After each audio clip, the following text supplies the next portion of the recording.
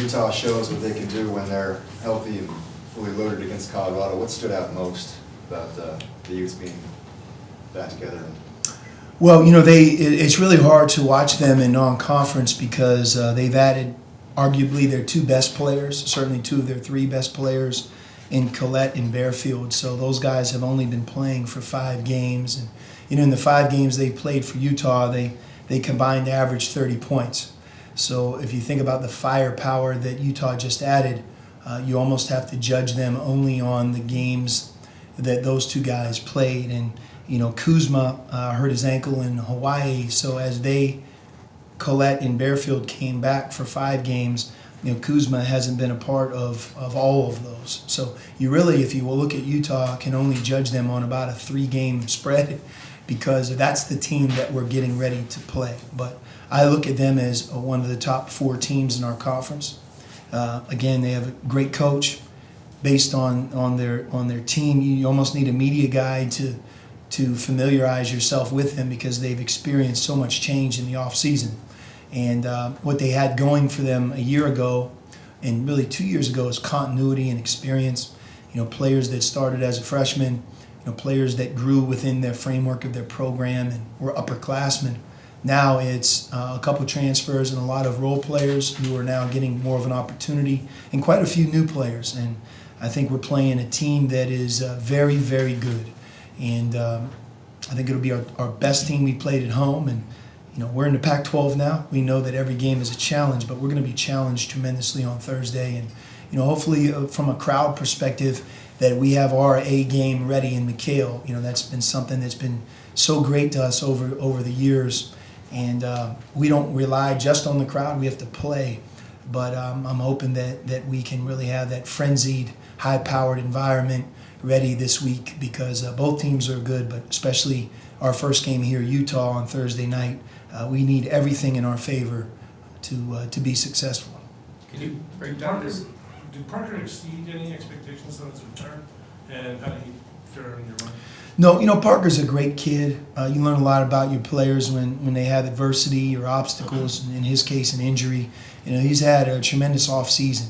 He worked tirelessly in the spring and the summer and the fall and to return back bigger and stronger and better, more ready for a bigger role, and he had that role.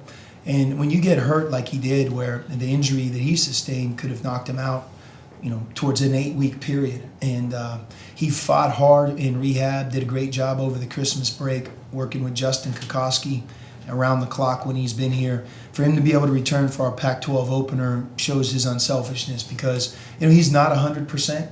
I think he's closer to 100% playing against Utah than he would have been against Cal. It's 7 more days. It's, more experience, better conditioning. And that's the good news for him and us. But, he basically took one for the team. I don't know if we would have beaten Cal if he didn't play.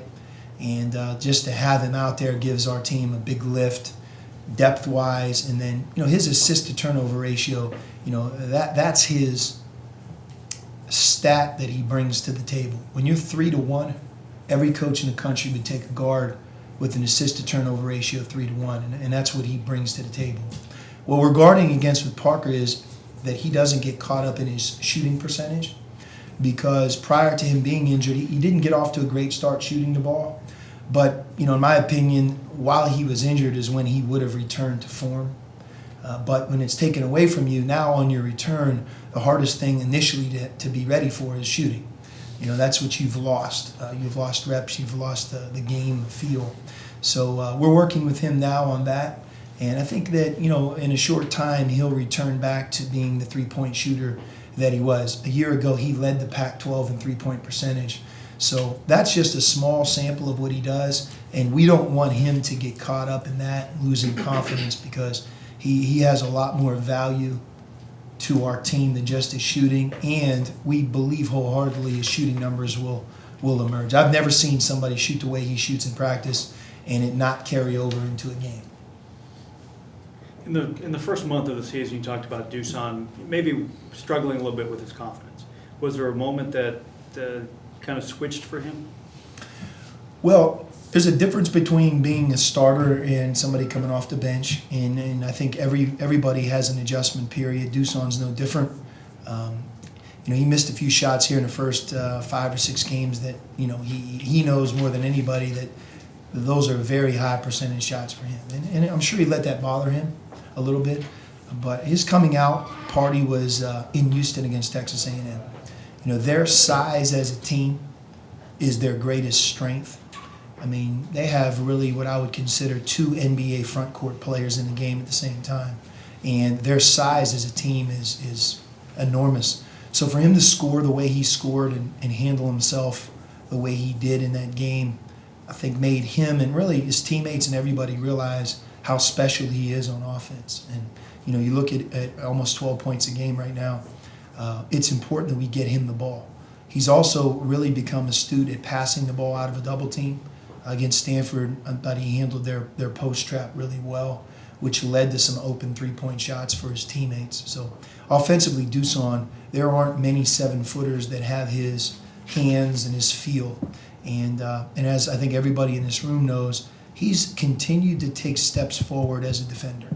He's just better than he was a year ago. And I think that's important for him to continue to improve on that side, because that's part of why he's a better offensive player. He's able to be out there longer stretches. It seems like he is always involved offensively early. Mm-hmm. Is that something you go into the game saying, yes, let's work Dusan early? Yes, I mean, and sometimes it's how it works. I think sometimes as a guard, you don't want to take that first shot, so that's when you throw it to the big guy, and then once you get the feel, you just jack up a bunch of threes. But we want to have a good balance on our offense. We don't want to just go inside. We don't want to just go to Dusan. We don't want to shoot a ton of threes. We don't want to ignore the three. We want to have balance. We want to have free throw attempts. We want to be inside out. The threes that we take, we want to make sure they're shot open by the right player. And in turnovers, that's a big thing. That's the one thing that we didn't do well against Stanford. And sometimes when you don't do that well, it can carry into the next game. But we want to be a team that can play in and around 10, 11 turnovers in a game. That's when we're at our best. Given Dusan's ability to not overthink things and throw out the passes, what does that say about the growth of his basketball IQ? Well, he's first of all very unselfish. He's a great teammate. So when you're unselfish, you're a great teammate and an incredibly hard worker like he is. It allows you to be a smart player. It allows you to make good decisions on the court and have success. I said this as far back as our red-blue game. I have not seen a big guy work any harder at the game of basketball than what Dusan did this offseason. I mean, he did everything from shadow box to lift weights to run in the sand pit in the afternoons. I mean, it's 110 degrees at times. He's out there, his body fat, transforming his body, working around the clock, and doing all of that knowing that he's not able to go home.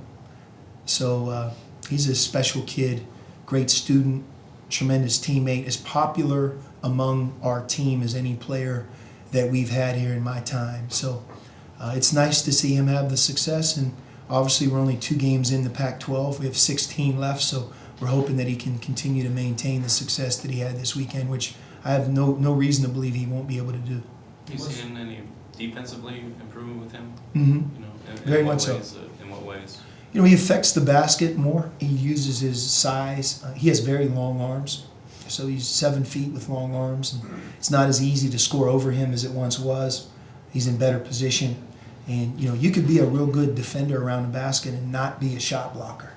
And Dusan isn't a shot blocker, but I think he's learned positioning and the value of not fouling. He had 1 foul, which I thought was on him in the game, but, he had maybe 1 or 2 tough calls. But he's doing a good job of keeping his hands up and moving his feet. But ball screen defense, which, is big in college basketball, he's consistent. He's where he's supposed to be. And very few times do they take advantage of him. Whereas when he was a younger player, he had a much harder time in that area. You must like the way that your big men are starting to complement each other, bringing different things to the table and kind of making it pretty together. Well, Chance is coming on. He's playing with more confidence, through his experiences. And you learn through your trials.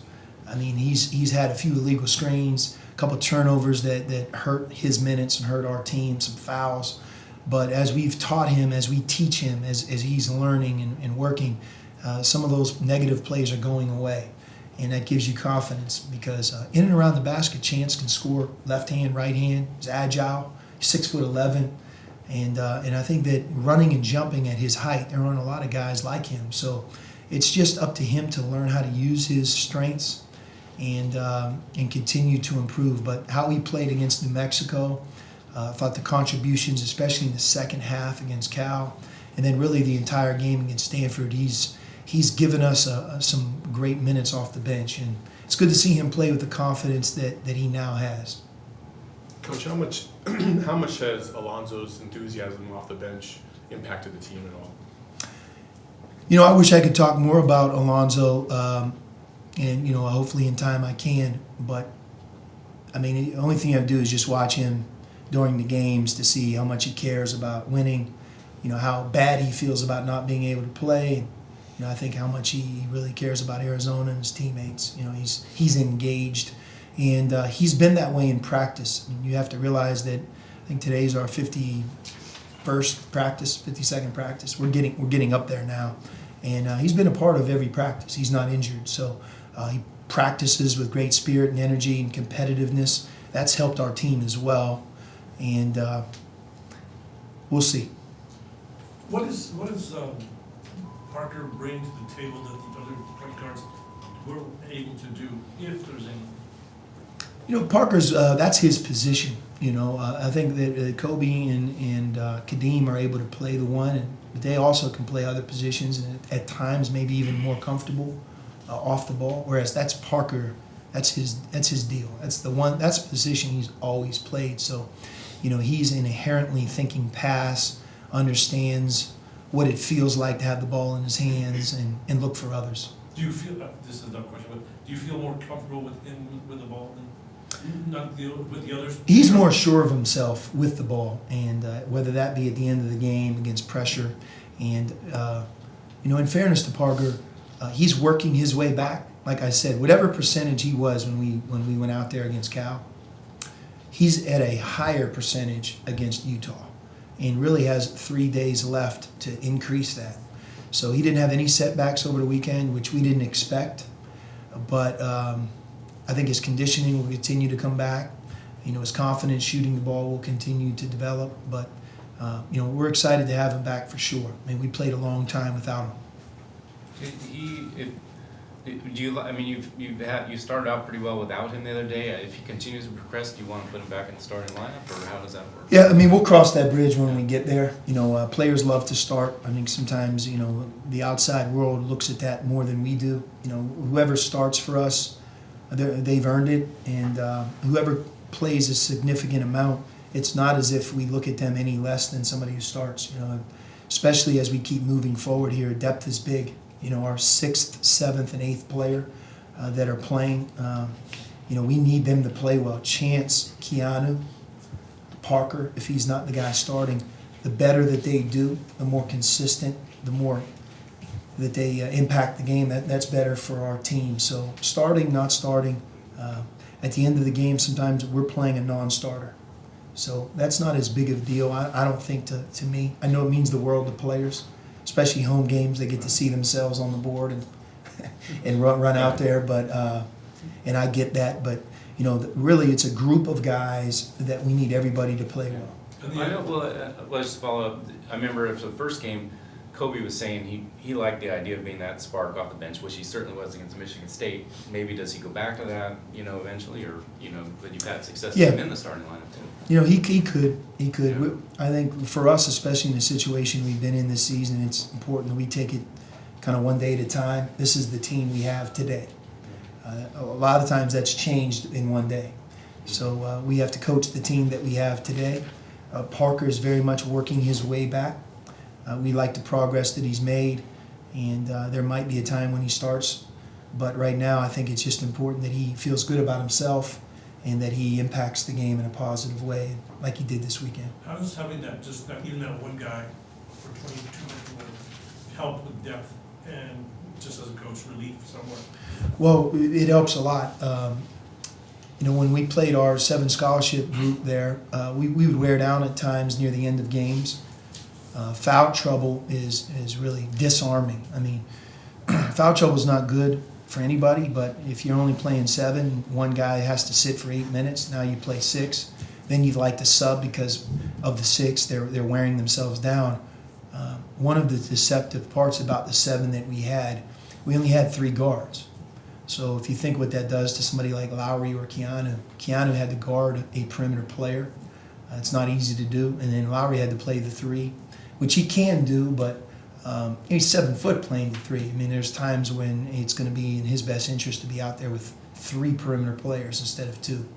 So we did the best we could, and in some ways maybe that strengthened us moving forward. Guys can do different things, have a lot more confidence, and that's the way we look at it. Ken Palm has you at 9th in defensive efficiency. Does that surprise you? That, especially after the last few games, you guys have defended really well. That all of a sudden you're there. Yeah, we're improving on defense. I feel like we have a much better defensive team than we had a year ago, which is really striking. I think as I look back a year ago, that was part of our frustration that wouldn't allow us to ever take that next step. And we had a very good season, and we're a few plays away from a great year, but we never, ever were able to be a team that embraced the defensive side of the ball, improved, got big stops. As a matter of fact, at the end of the year, we might not have been as good as we were at some point during the middle. This year, with so many newcomers, you worry about your ability to defend, but I feel like we've improved. We've gotten better. And I don't know if we're a top 10 defensive team, but we're playing good defense. And I think we have more of an upside because of our youth and inexperienced players are able to learn. And we have a coachable team. We have a group of guys that don't fight the coach on what we're trying to become better at. A year ago, I don't know if we completely embraced the identity of trying to be good at both offense and defense. This year, to me, we have a much better disposition to understand that the defense is important. And sometimes we make some mistakes that are really inexperience driven, but they're fixable. A lot of the mistakes that's the first time, or that's something that they don't have enough repetitions at to be good. So I got my fingers crossed in hopes that we'll continue to improve, because offenses improve as the year goes on, and your defense has to continue to develop. So with that, I think that's the key to a lot of things moving forward, that we can continue to develop as a defensive team and embrace the identity of trying to be good at not just on offense, but on defense as well. Is that also because you're more athletically, or you're athletically better than you were last year? That might be it, but we were more experienced a year ago. But defense it's not fun. It's not like you're going to get an article written about how well you played help defense in the game. You're going to get many articles written about the points that you scored. So from an individual perspective, you're driven to do that on offense. If you're consumed with trying to be a winner and play for a top prize, and winning is really about who you are, then you know that there's going to be so many nights when the ball's not going in, or you're playing just against an incredible offensive team, and you have to be great at defense to have a chance. Those types of teams and players have a way of improving and getting those hard-fought victories. The victory at Cal was kind of like that, because we were stuck in mud for 10 minutes in the first half, but they weren't able to really pull away because we played good defense. And then when our offense caught back up, we were in the game, and we ended up winning. So defensively, on the road, in conference play, you have to be able to do it. And so we only have 2 games to judge ourselves on, but we're moving in the right direction. And depth is a big part of that. Having Parker for 20-some minutes, resting, playing through foul trouble, Parker being a good on-ball defender, that helps our defense as well. So, my hope is that we can continue to improve there. I mean, believe me, in practice and on a daily basis, we're working really hard to try to keep the mindset in the right place and understanding of the importance of defense. With the, go ahead. How unusual is it for, you got 3 freshmen, 4 newcomers, but especially for freshmen who are so highly touted, to come in and immediately buy into the defense when they've probably almost always been about offense? It's very difficult, and it's a great compliment that you can pay to Lowry, Keanu, Raleigh, and Kobe. Because in Raleigh and Kobe's case, usually what teaches a younger player the importance of defense is when they don't do it, they get subbed out of the game. And then they start to recognize that it's not up to them, that they have to play with effort, and that, you know, sometimes you're going to make a mistake, but effort is the non-negotiable. We really haven't had that this year. So we've lived with their mistakes. I think maybe that's part of why they've improved. But, you know, to their credit, their attitude has been tremendous, and that helps. Yeah, did you see that coming when you recruited these guys and got them together this summer? I mean, you heard a lot about their offensive abilities and, you know, their talent level, but to convert them into that. Well, you know, Lowry is very deceptive because he's much taller than you think he is. And he's 7 feet tall, and he's very agile, and he's not thin. I mean, he's strong. He's 230 pounds. So, you know, his versatility defensively is striking. He can do a lot of different things. And as he's learned the game and as he's practiced so hard for 50-plus practices, been here since the end of August, he's learned a lot because he's such a great student of the game. He's a hard worker. You know, Kobe is tremendously talented. His ability level reminds me a lot of Nick Johnson. You know, he can run, he can jump, he's laterally quick. Kobe's not small. He's 6'5", long arms. So he has all the talent in the world. And now he just has to learn how to channel that. And, you know, Raleigh's probably come the furthest defensively, his starting point. And but physically he has that strong body, which helps him a lot. But, you know, all those guys, whoever they are as defensive players today, we just hope that a month from now they're better, because that's what they've done over the last month. And that's, again, a big key to us moving forward. How often do you find yourself having to correct the same mistakes over and over and over again with the young guys? Not a lot.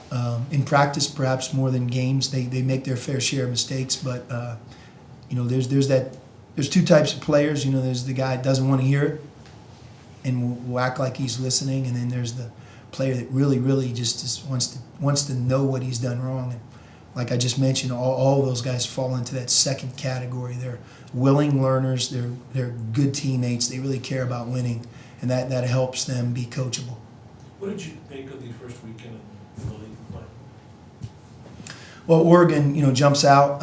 It doesn't surprise me. I think they're a really good team, and they've had some adversity in the non-conference setting that's hard to judge them when, you know, Dylan Brooks didn't play. He arguably is the most important player in our conference. He was the conference player of the year a year ago. So if he doesn't play, guess what? They're not going to be as good. But they're hard to beat. They're hard to beat at home. And, you know, their game against UCLA, I thought was a great win. I didn't see the game against USC, but the fact that they took care of two undefeated teams says a lot about them. And, you know, just watching UCLA, I think they're clearly one of the best teams in the country. Oregon stole that one in some ways, but, you know, to beat UCLA, you have to really play well because they're so gifted on offense. Are there any other specifics talking about the defense, you know, nuts and bolts stuff that really has jumped in the last month or so, though? And, you know, whether it be helping or communication or any one guy that's... Well, we're doing a good job not fouling. I think playing with 7 guys for so long is become a blessing for us. We emphasized it so much that I think it's allowed our players to kind of learn the importance of not fouling, what to do, what not to do. We have really good height if you look at some of the lineups we play. And to use that height around the basket and not foul, we've gotten better at that. Duson's an improved defender. And we have a young group, so, you know, we can gain a lot in a 7 to 10 day period if we're working. And like I just mentioned, I mean, we've been a hard-working team. Our younger players are very willing to learn, and we've continued to grow and improve. We'll see if it stops or keeps going. I mean, we've had some great defensive teams over the last several years. Last year was not one of them, but 2 and 3 years ago were. And we had our moments where we had trouble getting stops. It's not going to be there every day, every game. There's those games where, just like you don't play good offense, there's those games where sometimes, you know, the other team you played, man, they were hard to guard. They did a great job. So, but as long as our intent remains the same, I think that our defensive numbers will be good. And one final thing, you were talking about Utah earlier. How would you break down specifically Bearfield and Collette as far as what they bring? You know, that you have to. Well, they're different, obviously, much different guys, but. Collette is as crafty and as intelligent of a low post player as I've seen. You know, you can tell he's older. I mean, 65% from the floor, and he does it in a very efficient manner. Obviously, Utah as a team does a great job of getting him the ball, but it's striking to look at how easy it is for him to score. I think, again, we've played against some really talented front court players this season. Reed Travis and Ivan Rabb, I think both are NBA players, no-brainer NBA players whenever their time comes. And, you know, I look at Collette as somebody who has a really bright future as well. So, and then Bearfield, he reminds me of Momo Jones a lot, and that he's strong physically, believes in himself, can get his own shot, scores. And you know, those guys, they're tough to deal with because they have confidence and they can get their own shot at the end of the clock. You know, he's different than some of Utah's other players in that he can do that. And I think he gives them an element maybe they didn't have prior to him showing up. But both guys are good. I think both guys have a chance to be all-conference players, and that's why, you know, I started off saying that I look at Utah as being one of the top 4 teams in our conference. I mean, they're really a very, very good team, and it's hard to judge them on what they've done, good or bad, in the non-conference because they have a brand new team. You missed then this trip. You don't take that trip up there this year. I know all the trips can be hard, but is that maybe a good one to miss? Yeah, I mean, it's just it is what it is. I mean, you can look at it in a million different ways. We're all going to play 18 games. There's 2 teams that we don't play in McHale, and there's 2 teams we don't travel to that rotates. So I don't really worry about it as much. Thanks. Thank you.